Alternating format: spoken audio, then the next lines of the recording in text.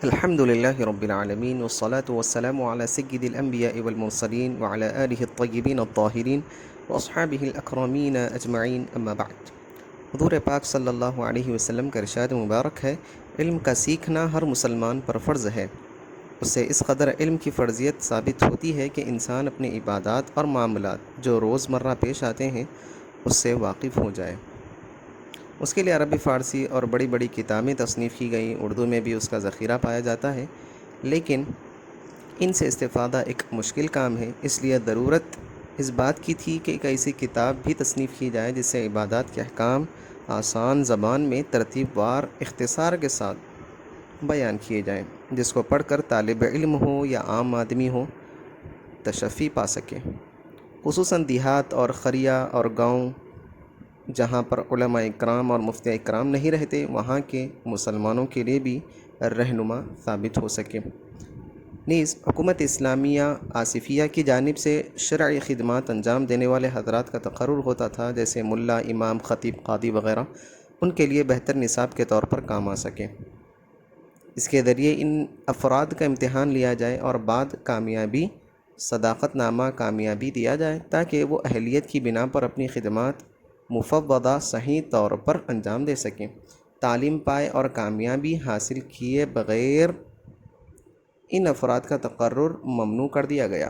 بانی جامع نظامی اور شیخ الاسلام حضرت العلامہ مولانا محمد انوار اللہ فاروقی علیہ الرحمۃ والرضوان، جو صدر الصدور محکمہ امور مذہبی و صدارت العالیہ تھے، اصلاح محکمہ جات اور اصلاح المسلمین کا بیڑا اٹھایا اور اس کی کافی حد تک تکمیل فرمائی، اور اس کے بہتر نتائج قوم اور ملک کے سامنے آئے، اور موجودہ زمانے کے تحت لوگوں میں پڑھنے کا رجحان نہ رہا۔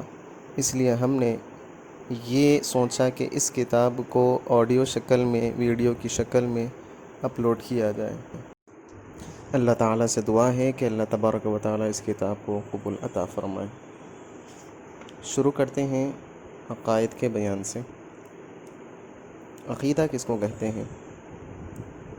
شریعت کے مطابق امور جو تصدیق قلب سے متعلق ہوں، ان پر دل میں پکا یقین اور پورا بھروسہ رکھنے کا نام عقیدہ یا اعتقاد ہے۔ اور عقیدہ یہ جمع ہے، پلورل فارم ہے عقیدے کی۔ اللہ تعالیٰ تمام عالم کا پیدا کرنے والا، جو اپنی ذات و صفات میں یکتا ہے، اس کا نام اللہ تعالیٰ ہے۔ ایمان اللہ اور اللہ تعالیٰ کے رسول صلی اللہ علیہ وسلم کی اور اللہ تعالیٰ کے پاس سے رسول کے ذریعے آئی ہوئی چیزوں کی دل سے تصدیق کرنا اور زبان سے اقرار کرنے کا نام ایمان ہے۔ ایمان کے ارکان، ایمان کے دو رکن ہیں، دل سے تصدیق کرنا اور دوسرا زبان سے اقرار کرنا۔ مومن، ایمان لانے والا، یعنی کلمہ طیبہ یا صفات ایمان مجمل یا صفات ایمان مفصل کو زبان سے پڑھنا، دل سے اس کے معنی کی تصدیق کرنے والا مومن کہلاتا ہے۔ کلمہ طیبہ کیا ہے؟ کلمہ طیبہ یہ ہے لا الہ الا اللہ محمد الرسول اللہ، اللہ تعالیٰ کے سوا کوئی معبود نہیں، محمد صلی اللہ علیہ وسلم اللہ کے رسول ہیں۔ ایمان مجمل اور ایمان مفصل، اللہ تعالیٰ کے پاس سے آئی ہوئی تمام چیزوں کی اجمالی طور پر تصدیق و اقرار کرنا ایمان مجمل، اور تفصیل سے ایک ایک چیز کی تصدیق اور اقرار کرنا ایمان مفصل ہے۔ صفت ایمان مجمل، آمنت باللہ کما هو باسمائہ وصفاتہ وقبلت جمیع احکامہ۔ ترجمہ: اللہ تعالیٰ کی جیسی ذات اور صفات ہیں، میں ان پر ایمان لایا اور اس کے تمام احکام قبول کر لیے۔